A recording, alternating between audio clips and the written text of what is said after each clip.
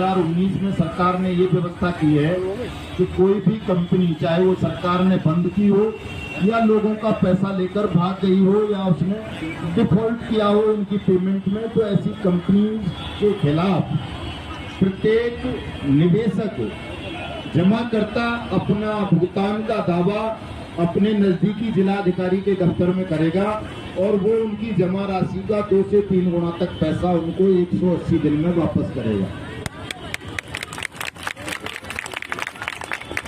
ये इस कानून का प्रावधान है। एक धारा में इस कानून की में एक हर जिले के अंदर एक सक्षम अधिकारी बनाया गया है जो डीएम होता है, एडीएम या डिविजनल कमिश्नर।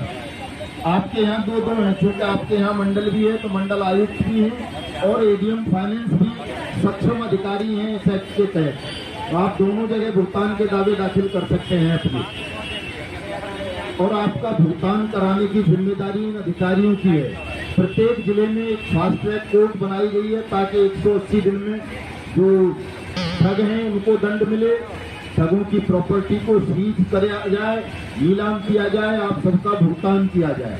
तो आपके जिले में तो 4 व्यवस्थाएं हैं, क्योंकि ये मंडल भी है इसलिए आपको ज्यादा लाभ है। लेकिन दोस्तों, इस कानून का लाभ इसलिए नहीं मिल पा रहा है कि जो लाभार्थी है इस कानून से, जिनको लाभ मिलना है, फायदा होना है, उनको इस कानून के विषय में पता नहीं है। ज्यादातर जमाकर्ता एजेंटों के पीछे लठ लेके पड़े रहते हैं कि तू दे हमारा पैसा, तो हम नहीं जानते, कंपनी को नहीं जानते, किसी अधिकारी को नहीं जानते। ये जो स्थिति है जमाकर्ताओं की, इससे ठगों को लाभ मिलता है। एजेंट परेशान होते हैं, एजेंट आत्महत्या कर लेते हैं, उनके बच्चे अनाथ हो जाते हैं और जमाकर्ता का भी पैसा नहीं मिलता। किसी का तो मिल जाता होगा जो थोड़ा ज्यादा दबंग होगा या जिसका एजेंट थोड़ा संपन्न होगा, हो सकता है 1-2 का पैसा मिल जाता हो कुछ थोड़ा मोड़ा इस प्रक्रिया से। लेकिन तमाम लोगों का पैसा इस प्रक्रिया से नहीं मिल सकता कि वो एजेंट पर दबाव बनाएं और ये कहें कि तू हमारा पैसा दे। एजेंट सबका पैसा वापस नहीं कर सकता, सबका पैसा तो सरकार भी वापस नहीं कर पाई। 2012 में सहारा इंडिया के मैटर में ये फैसला सुप्रीम कोर्ट का आया कि सरकार की जो एजेंसी है सेबी, वो तमाम सहारा के जमाकर्ताओं का पैसा वापस करे और 90 दिन में करे, 15% ब्याज के साथ करे। उसमें बाकायदा सुप्रीम कोर्ट के रिटायर्ड जज हैं अग्रवाल साहब, उनकी अध्यक्षता में कमेटी बनाई गई। लेकिन आज कितना 10 साल हो गए उस बात को, 2012 के 10 साल में भारत सरकार की एजेंसी सेबी भी सुप्रीम कोर्ट के आदेश के बाद पैसा वापस सहारा के जमाकर्ताओं का नहीं दे पाई। और वो सहारा इतना चालाक ठग है सुब्रत राय कि उसने वो कंपनियां बंद हो गई तो हो गई, उसने और 4-5 नई बना दी, शॉप और सहारा इंडिया, हमारा इंडिया, सहारियन, मल्टीपर्पज स्टार और पता नहीं क्या क्या, और उनसे फिर बिजनेस करने लगा। दोबारा लोगों को ठग लिया। उस वक्त 3.5 करोड़ निवेशक होते थे उसके 2012 में सहारा के, आज 13 करोड़ के लगभग हैं। इतनी संख्या और बढ़ गई ठगी पीड़ितों की।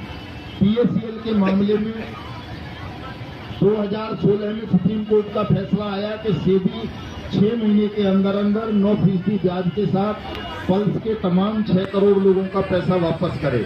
लेकिन आज तक वो पैसा वापस नहीं हो पाया। किसी को 1000, 1500, 2000 या 10,000 मिल गया होगा, वो अलग बात है, लेकिन ज्यादातर लोगों को नहीं मिला है। ये स्थितियां हैं।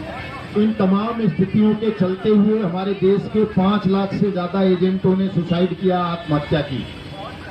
1250 तो फौजी भाइयों ने आत्महत्या की।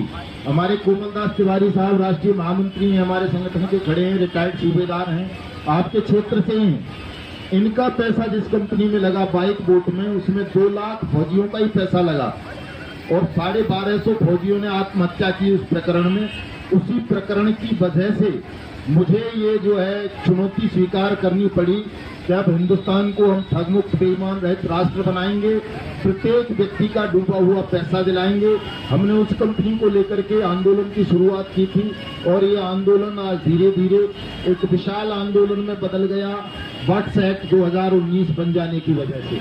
सारा श्रेय उस कानून को जाता है क्योंकि उस कानून में प्रत्येक व्यक्ति के भुगतान की गारंटी प्रदान की गई कि सरकार पैसा वापस करेगी, जिसने इस कानून के बन जाने से तमाम लोगों